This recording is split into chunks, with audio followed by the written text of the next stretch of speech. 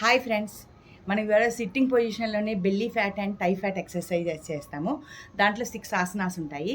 నేను ఒక్కొక్క ఆసనం ఒక్కొక్క రోజు పెడుతూ ఉంటాను. ఒక్కసారి వాచ్ చేసి చూస్తూ ఉండండి. అవి సింపుల్ అండ్ ఈజీ ఎక్సర్సైజెస్ ఉంటాయి. చాలా తొందరగా ఎఫెక్ట్ ఉంటుంది.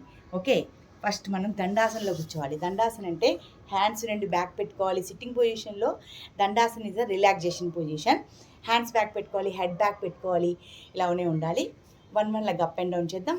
1 2 3 4 5 6 7 8 9 10 11 12 13 14 15 16 17 18 19 20. Relax. First position. Okay, bye.